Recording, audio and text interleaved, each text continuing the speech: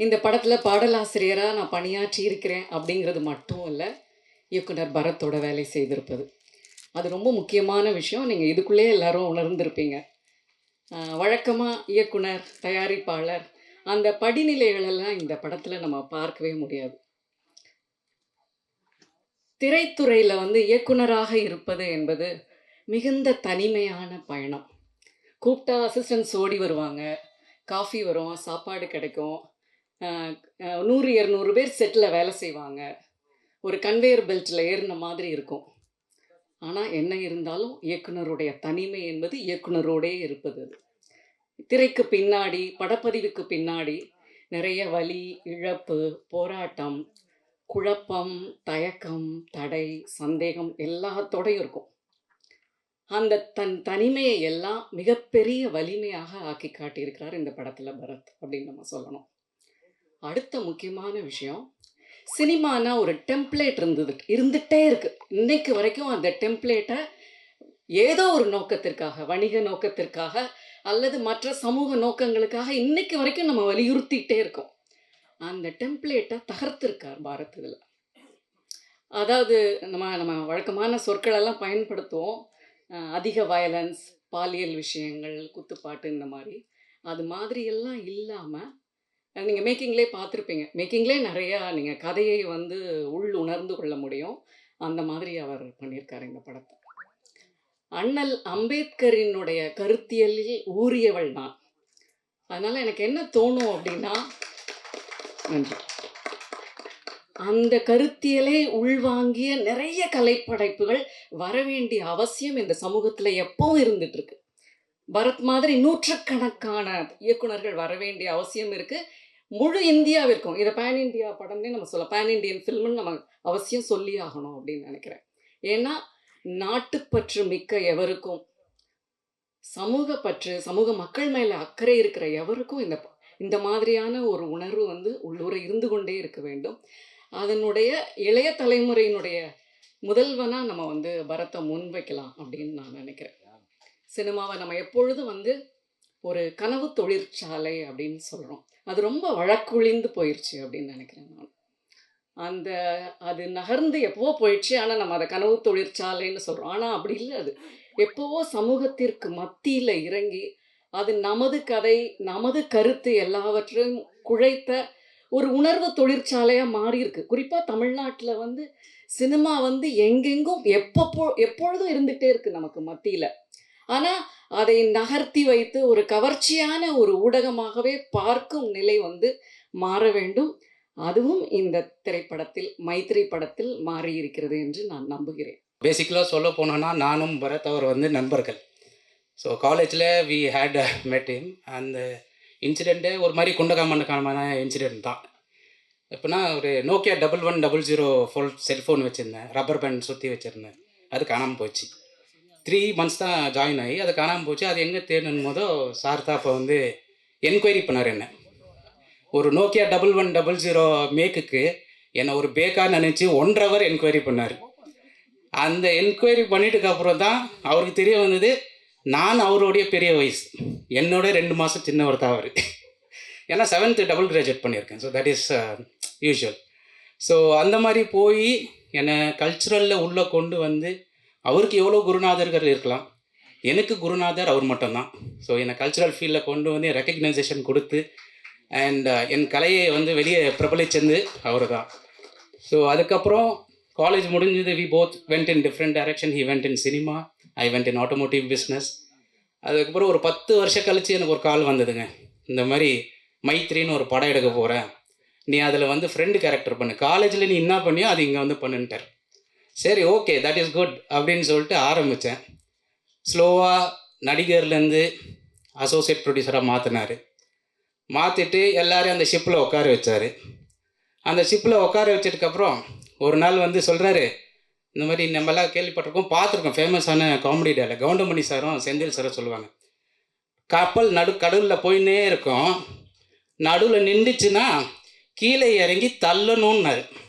அந்த மாதிரி எங்கள் எல்லாரையும் தள்ள விட்டார்.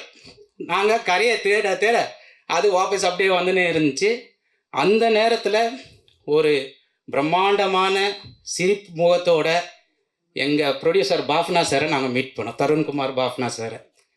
சார், கோடான கோடி நன்றிகள். இந்த படம் இன்னைக்கு இங்கே வந்திருக்கு ஆடியோ லான்ச்சுக்கு, and it is going to go for தியேட்டர்ஸ்னா it is really a great for us as a Mythri team also. We thank you for that one.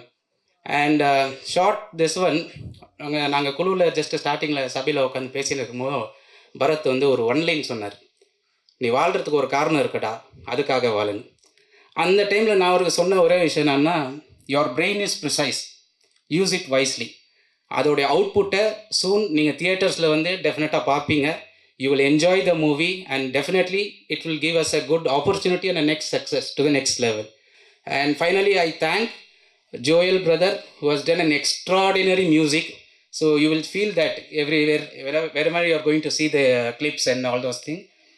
And இதை தவிர்த்து ஒரு சில பேருக்கு நான் வந்து நன்றிகள் சொல்லணுன்னா, என் தகப்பனார் பாபு, என் தாயார் மேரி, அதுக்கப்புறம் எனக்கு இப்போது தாய் ஸ்தானத்தில் இருந்து தாய் தகப்ப ஸ்தானத்தில் இருந்து நடத்தி கொண்டு வரும் என்னோடய மூத்த சகோதரர் Thilakraj Babu, and my moral supporter இளைய சகோதரன் கௌதம் ராஜ் பாபு. அண்ட் இந்த ஃபிலிம் என்டையர்லி இல்லைனாலும் அங்கே இங்கே எனக்கு நல்லா சப்போர்ட் பண்ணி என்னை வந்து ஹெல்ப் பண்ணதுக்கு என் மனைவியார் பிரியதர்ஷினி ஜிடி அவர்களுக்கும் நன்றி தெரிஞ்சிருக்கிறேன். நன்றி, வணக்கம். ஒன்று, நான் இந்த நிலைமைக்கு இங்கே வந்து உங்கள் முன்னாடி நான் பேசுகிறேன்னா ஃபஸ்ட்டு எங்கள் அப்பா அம்மாவுக்கு தேங்க்ஸ் சொல்லிக்கிறேன். அப்பா பேர் கன்னியப்பன், அம்மா பேர் பவுளமல்லிகை. அதுக்கப்புறம் நான் சின்ன வயசுலேருந்து ஒரு முகத்தை மட்டும் நான் பார்த்து வளர்ந்தேன்னா அது காரணம் விஜயசங்கர். அவர் இல்லைங்க கூட ரொம்ப நல்ல மனுஷன். நான் எப்போ பண்ணாலும் கேட்பார், எப்படா போகுது படுவோம், எப்படா போகுதுடா படுவோம் அப்படின்ட்டு. அந்த மனுஷன் நான் மிஸ் பண்ணுறேன். எங்கேயாவது இங்கேருந்து பார்ப்பாரு நான் நம்புகிறேன். அதுக்கப்புறம் நான் என்னை சின்ன வயசுலேருந்து நான் என்ன தப்பு பண்ணாலும் சரி, எது பண்ணாலும் சரி, இந்த ஒரு மனுஷன் மட்டும்தான் என்னை வந்து மோட்டிவேட் பண்ணிகிட்டே இருப்பார். அவர் வேறு யாரும் இல்லை, என்னோட மாஸ்டர் வேலை அங்கிள். அவங்க ஒய்ஃப் காந்திமதி. அவ்வளோதான், இதோட முடிச்சுக்கிறேன். எல்லாரும் போய் தேட்டரில் படத்தை பாருங்கள், உங்களுக்கு ரொம்ப பிடிக்கும். உங்கள் மனசை நிச்சயம் அது தோடும். எல்லோரும் சப்போர்ட் பண்ணுங்கள். தேங்க்யூ.